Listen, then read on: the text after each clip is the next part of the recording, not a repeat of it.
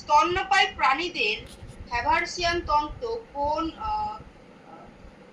তন্ত্রের অন্তর্গত? এই কোশ্চেনটির উত্তর আমাকে দেবে হচ্ছে অভিজিৎ। বলো অভিজিৎ। কঙ্কাল তন্ত্র।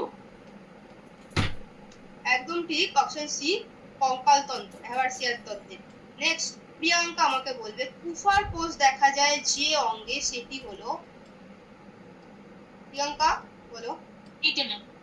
সেটি হলো যকৃৎ।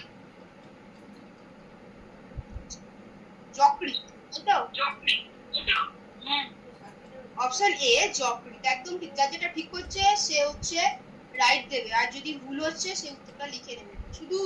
শুধু এবিসিডি লিখলে কিন্তু তোমাদের ভুলে যাবে, কোনো কাজ হবে না, উত্তরটা লিখবে, ঠিক আছে? আচ্ছা, অ্যাডাপ্টার। আর যার যেটা ভুল হচ্ছে সেটাকে একটা কিছু দিয়ে মার্ক করে নেবে, সে লাল কালি দিয়ে করতে পারো, হাইলাইটার থাকলে করতে পারো, কোনো কিন্তু ইস্যু নেই, যেটা ইচ্ছা তুমি করতে, কিন্তু মার্ক করে রাখবে। আচ্ছা, নেক্সট আমাকে অভিজিৎ বলবে অ্যাডাপ্টার পেশি দেহের উপাঙ্গকে দেহের অক্ষ থেকে দূরে নিয়ে যায়।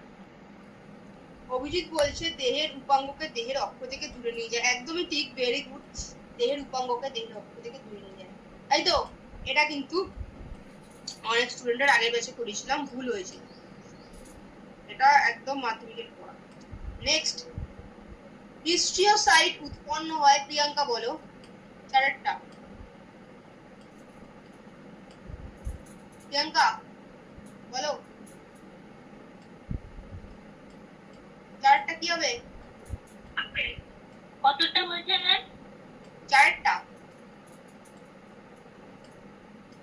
ইওসিনোফিল থেকে। আচ্ছা, প্রিয়াঙ্কা বলছে যে ইওসিনোফিল থেকে, তাই তো?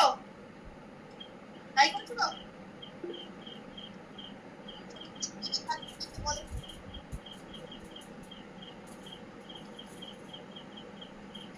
কোষীয় পদার্থ নয়, প্লাজমা। বলছো এটা প্লাজমা, তাই তো? হ্যাঁ, একদমই ঠিক, প্লাজমা। বা প্লাজমার আরেকটা নাম কি বলে দাও একটু। প্লাজমার আরেকটা নাম রক্তরস। ভেরি গুড, রক্তরস, ঠিক আছে। আচ্ছা, যারা যারা কামাই করেছো অবশ্যই কিন্তু লিখে নেবে, মানে পরে রেকর্ড দেখছো অনেকের পড়া আছে।